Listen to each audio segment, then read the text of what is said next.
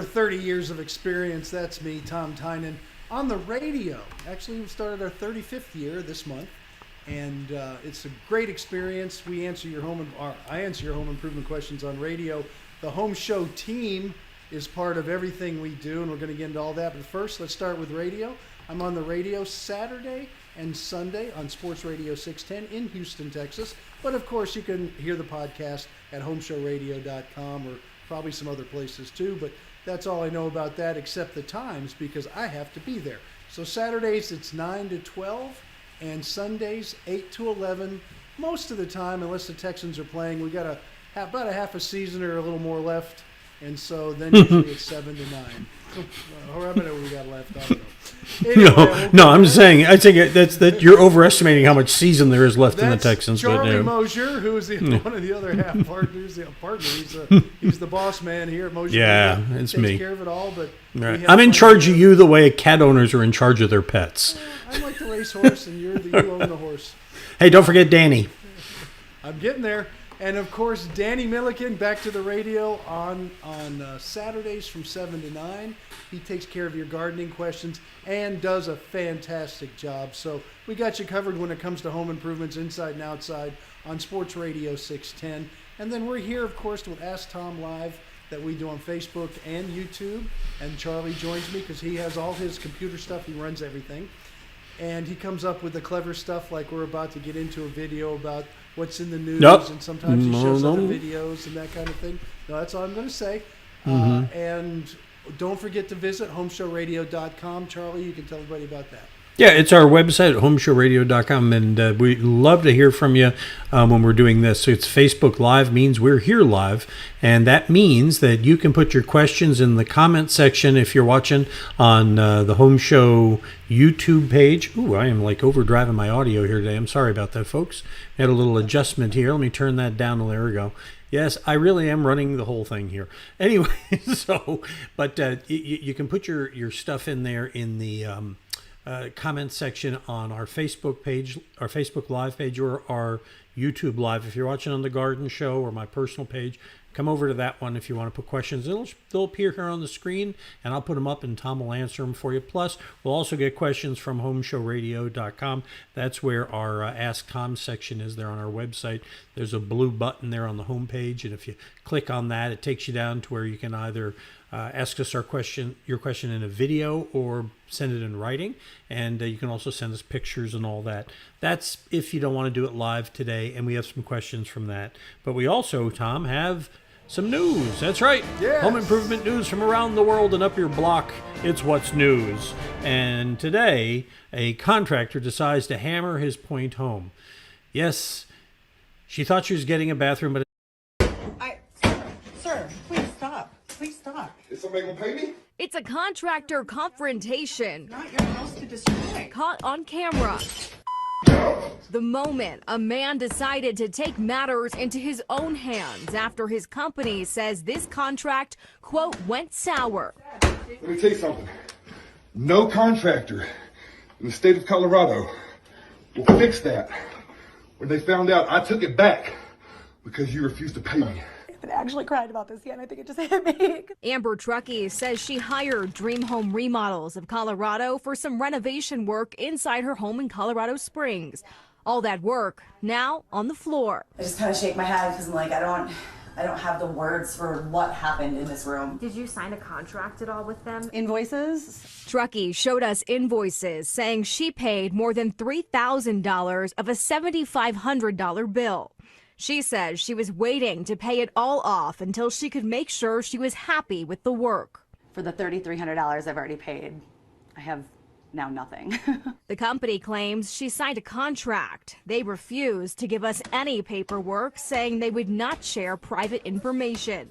They released this statement saying, in part, communication broke down and resulted in our company repossessing a tile shower. It has never happened before and is not something that is made regular practice. On Saturday, Truckee was at work when two workers showed up. Her neighbor started recording. I entered in and I tried to reason with them a little bit. That's not taking back your stuff. It is our stuff. This is how we need to take it back. The damage is done. it goes on from there. But it was interesting, Tom. She asked her, "Did you have a contract?" And then they cut to something else. I'm like, "Was there a contract?" I mean, it seems an interesting case, but I will tell you one thing for sure: she did not hire a home show pro. No, she didn't. And you always want to have a good rapport with your contractors. They aren't someone you can take advantage of, nor should they take advantage of you. You've got to always feel comfortable and make sure that they're a legitimate business. Now, there's three sides to every story, and I've been in the business all my life. There's her side, his side, and then the truth. And somehow it should never have gone to that kind of, two wrongs don't make a right. If she was in the wrong, he comes in and does a wrong. Two wrongs don't make a right. They have other ways of pursuing this. And with a home show pro, of course, if you have to pursue for payment, if that kind of thing, it's not going to be so evasive. I'm sure there'll be some bad feelings, but there's other ways to do business in a professional way. Right. And I think that's where it's kind of like when you lose your temper and you start yelling at somebody, you've lost the argument. And I think when he True. walked in the door with the sledgehammers, he lost the argument. That was totally matter. uncalled for as a Right. contractor. No contractor should ever do something like that. You have other ways of receiving your payment. You have lien laws where you can put liens on people's homes. There's a lot of different things as a contractor. And as a homeowner, I would suggest you be in always contact with everybody. And if there's something in doubt, stay in contact. Everybody should feel good. And if you owe somebody money, pay them the money. Don't hold off for whatever reason. But there's always good, if you don't have a good communication, all kinds of stuff. This goes in life, people. This goes with marriage, with family, with contractors, with car salesmen, with whatever. You've got to always do business as a professional. Yeah, what have we learned here today, kids? All right.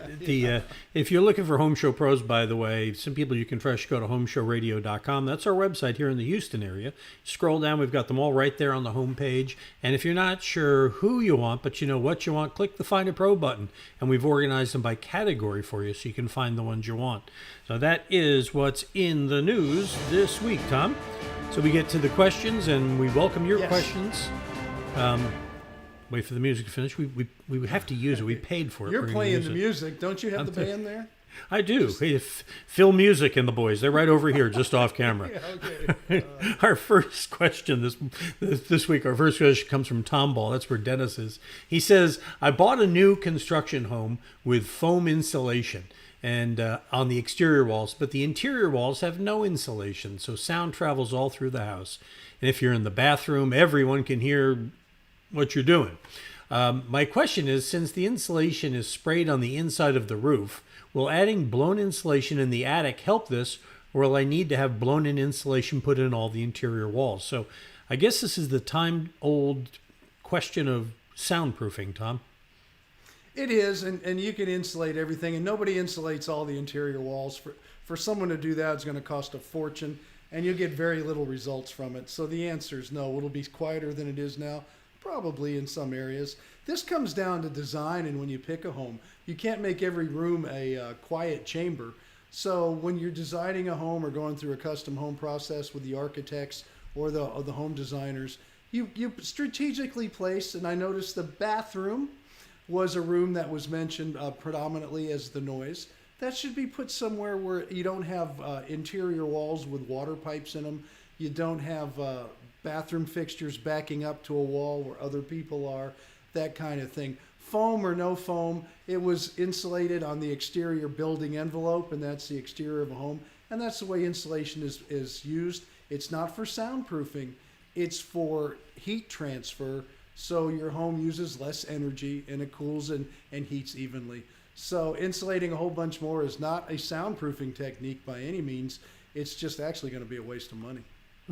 So you put all that effort in because sound doesn't go through the wall anyway.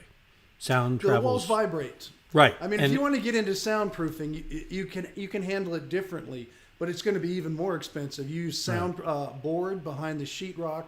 You double your walls up, or you stagger your studs, which means ripping out all the walls and rebuilding the walls, or losing floor space in your home. So it's not a practical thing that you can really handle right now. So I'm not sure what to tell the person, except it probably is going to be the way it is.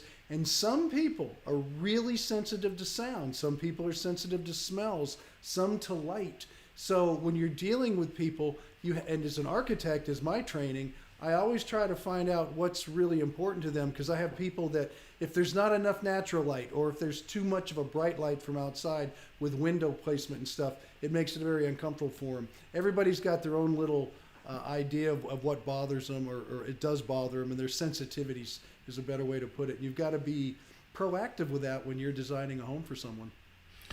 There is a material now that you can put on the wall that comes in rolls, and it's heavy. I mean, it's like, but you put it on there and it does deaden some of the sound. But what Zach taught us, our resident internet and audio expert, he's got a degree in it, so he must know what he's talking about. But he said that it comes through the base plate. He says that's the problem, is you got to isolate it off the slab, because then the entire wall resonates with the noise. So that makes sense, because it's a vibration. All right. And so by limit, and that's why we separate the walls. Yes. Exactly. Okay. Next question comes to us from Thomas in Lake Jackson. He says an inspector found a copper water supply line under the house in contact with the ground. Is this something that should concern me? And if so, how do I remedy it? They've run copper in the ground for a long time. It's something you can be concerned about if you have a lot of iron in the ground, because you'll have dissimilar metals and it'll eventually eat the copper up. So the answer is yes there if it's not put in a sleeve. But for the most part, the copper goes under slabs a lot throughout the whole country. Now, the one thing you can't have in the ground or in the slab itself is a joint. So they use copper tubing that'll run from one point to another, and it'll run in the ground. If you have heavy iron in the ground, then it can be a problem, because iron and copper don't mix, and you get that dissimilar metal problem where it eats away the copper. But in most cases, it's pretty rare. It's usually if it comes in contact with the concrete itself, because that's really corrosive, or the steel in the concrete, it can really set off some action in there to where it rots the copper also. So that's why it has to be set in sleeves. But it's not uncommon. It's done a lot. Yeah, in fact, we Yes. Okay, now that's kind of odd. You're coming back into my ear in a different way here. Okay, I see what the problem is. Okay, I told you he had all the computer stuff. Well, no, it's I was trying to get in here to get the comments from everybody as they put them in, and Yes. I forgot to turn off my earbuds, and so the phone took the earbuds. All of a sudden, I was listening to your playback, and it was interesting. You were interesting twice to me, Tom.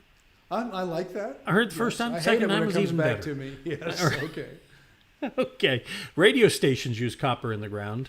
AM radio stations do. They're called for the ground wave. They put them down under the towers and they spread out, because when you look at an AM radio tower, there are ground radials down in the ground, and what they do is they put a ground wave in, and so there's a signal that comes off the tower and one goes through the ground. And that's why you'll see AM towers in the middle of a big field, because there's copper under there that causes it, and the way they engineer that has to do with how the signal goes, where it goes, and all that. So you're right. Copper's been in the ground a long time. It has. So at least since the 1920s when radio began. All right. So in fact, that's a big problem these days is with the what do you call them, the meth heads who go looking for copper. Stealing copper. The meth heads. Yes, okay. You're the one who said it. I'm just quoting you. The meth heads. I think it's crackheads, but okay. That's crackheads, meth heads, crackheads. That's it. All right. I don't know. People looking for easy money. Yeah. This is the only drug that I do right here. All right. Okay. Craig in St. Charles, Michigan says, I bought a property that has a 42 by 60 pole barn on it with a crushed asphalt floor, and I want to build an interior room, but I'm not sure how to anchor the walls to the floor. Your suggestions are appreciated, so vend your suggestions, Tom. Well, you might not even have to anchor them to the floor. Now, you look at the homes built in Galveston. I'm going to use Galveston as next to the coast, where we have breakaway walls.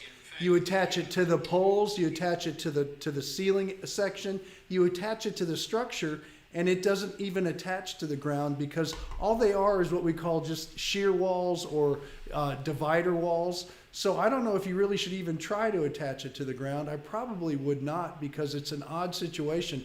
But the pole barn itself is the structure. It's more important it's attached to the structure than it is to the ground. So if you want to just find a way to glue it to the asphalt to hold it in place with some construction adhesive, that's probably all you need to do. But definitely attach it well to the structure itself and consider it a shear wall or a breakaway wall like they do in areas where you have high winds and you want it to break away so it doesn't affect the structure if you have storm surge or something of that nature. Have you been in a project like that where you've done that before, Tom? Have you ever built out the mainly inside on of the space coast? like that? But yeah, you never attach the ground floor walls to the slab. They always are just there, and if anything starts crashing against it, they're supposed to break away, and that way the structure is not like a stilt home will not be affected with the structure on top. So I would just treat it the same way, only because I'm not sure what you're going to do to an asphalt floor in a room. Now, if you were going to pour a concrete pad under there, then you could put anchor bolts and attach it, anchor bolts like you would a slab, step up into the room, make sure you get no water coming in. But if it's high enough with the asphalt and you're going to use the asphalt as a floor, which I don't know what you're going to do in there if it's just storage, I wouldn't even bother. I would just attach it to the structure itself.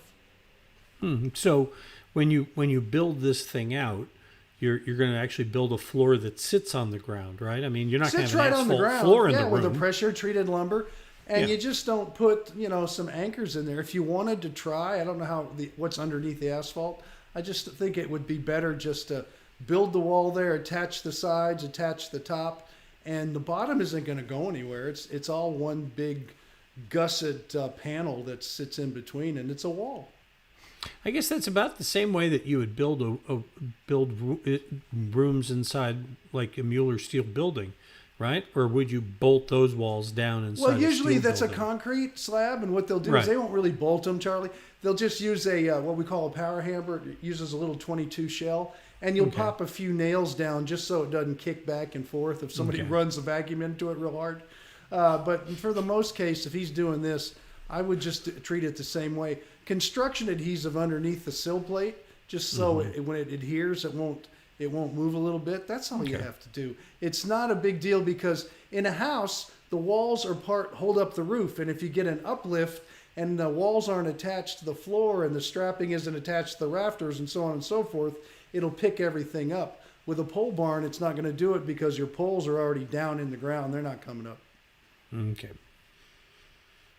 I think we about covered that one. Yeah. Okay. Keep it simple.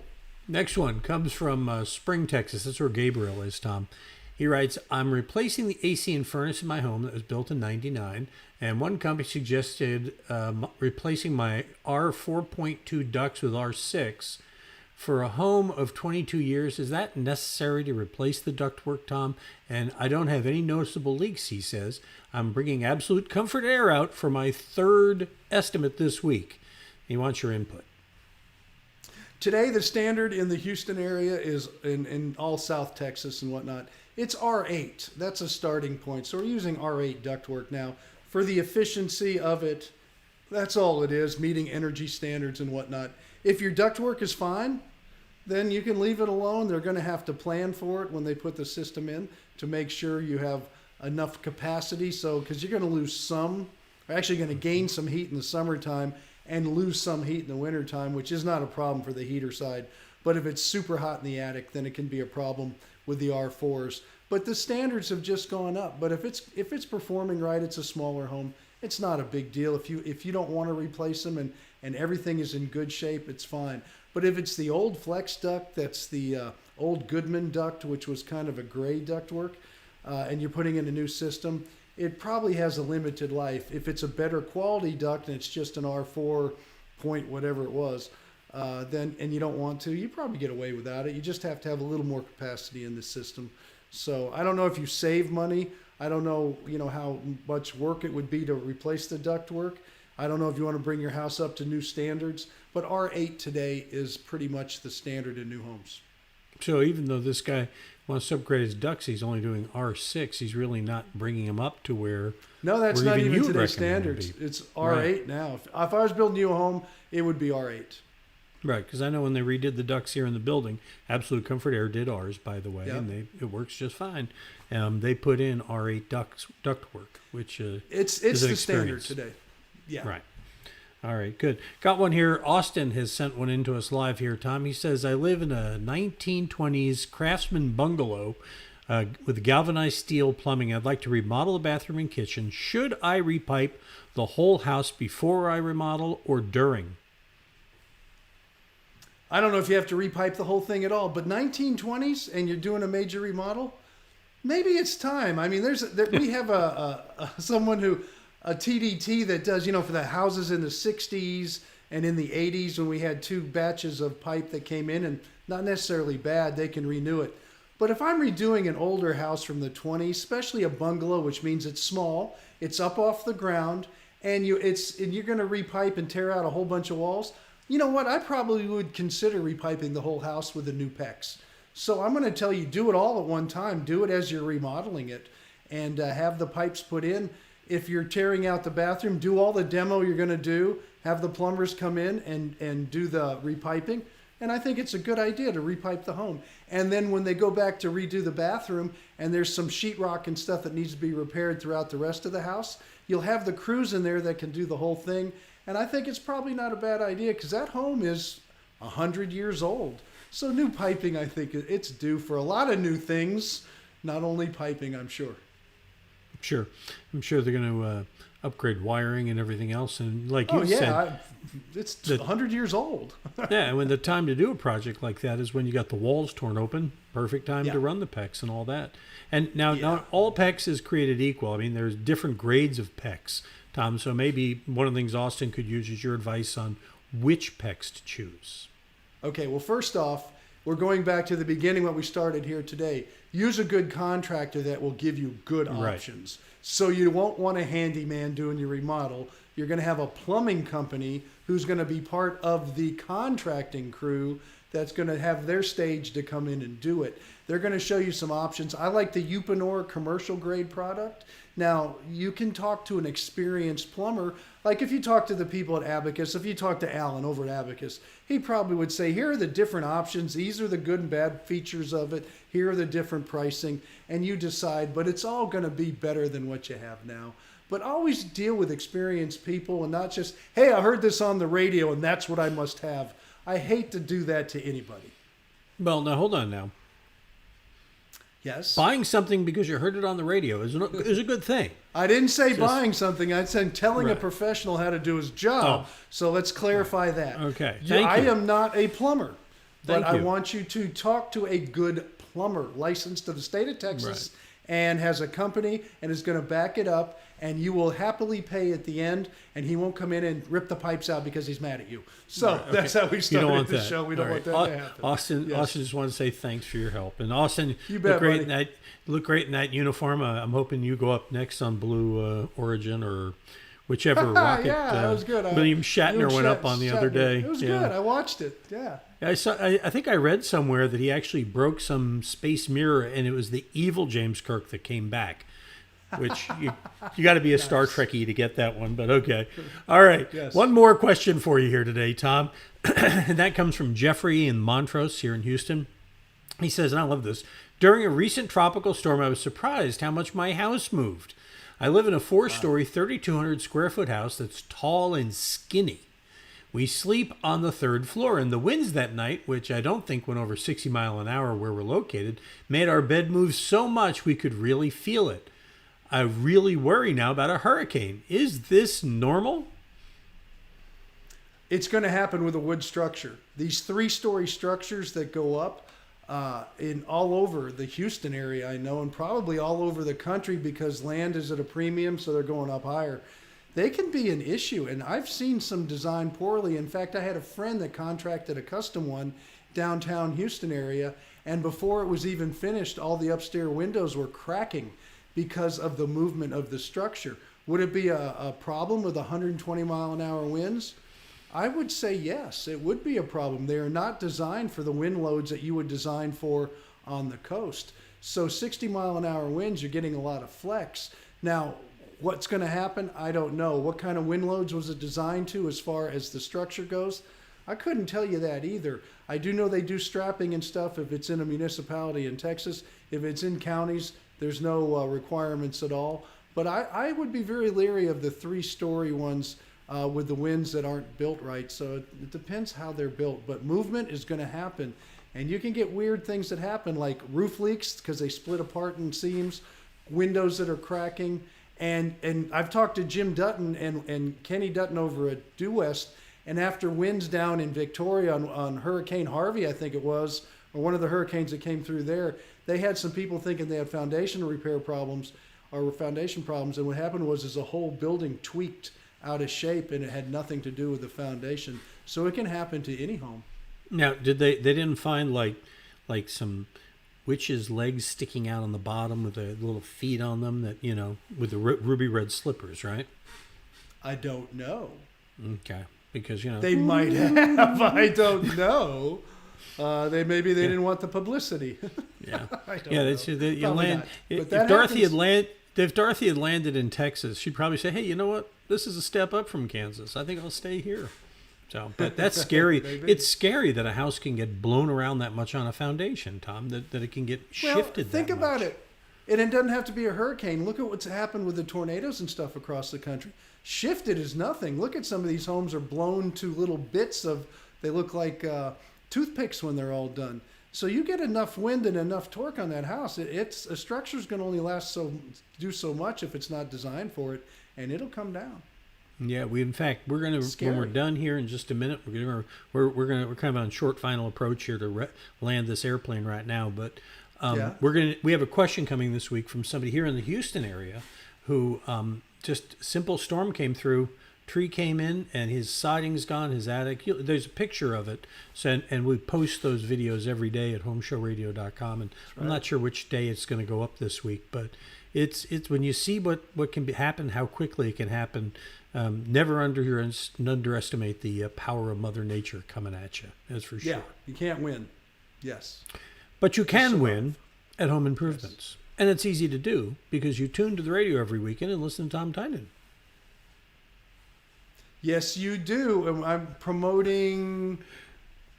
We already did the show. We're going to do it again. Okay, on the radio. On the radio. We did this at the beginning. I feel like I just did this. On Saturdays. We do it at the beginning and the end. Sundays, it's a sandwich thing, but we do it at the beginning and the end. Okay. We did it. Yeah, I know. I'll send you a rundown sheet next time. Yeah. Yes. Saturdays, 9 to 11. Sundays, 9 to 12. Saturdays, 9 to 12. Sundays, 8 to 11. On Sports Radio 610, where we have Home Show Radio. Yeah. And Danny Milliken on Saturdays from 7 to 9. And he'll be coming up the last Thursday of this month. At least we usually have him here for us live, too, and talking about, I don't know, brown patch or whatever problem you have, because he's the expert and he knows his stuff. And if you want to send questions for us to use, go to homeshowradio.com, click on that blue button right there, just like this, and you'll find yourself on this page where you can either send us a video or a question in written form. And if you do, go ahead and send us pictures because they help us to do that. And you'll find these videos posted every day at homeshowradio.com and our Facebook page and YouTube channel. You see them all over. You want to see hundreds of videos, go to homeshowradio.com, and you'll find lots of videos going back years and years from all our Home Show pros. Almost forgot. You're looking for somebody to trust working around the house, go to homeshowradio.com, and you'll find all our Home Show pros displayed right there on the home page. And if you know what but not who, find a pro. We have them organized by categories because that's just how we do things around here. Now, before we go, we got one more little thing for you, Tom, and this comes from the Department of Teamwork Makes the Dream Work. So what are they doing? They're moving a tree. That looks like a Danny Milliken project to me. Let me show you again. Here, these guys pulling it up, but no, it's because these guys are hanging on the back and making it happen. So That's teamwork makes they're hanging on it. And that's the way we do it around here. Teamwork makes the dream work, and we'll be back again next Thursday at 4 o'clock Central with another Ask Tom Live. So thanks for being here, and listen for Tom on the weekend on the radio. Got a question? Ask Tom on Home Show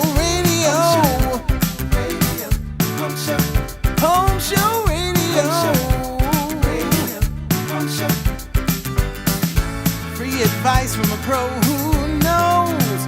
Home Show Radio.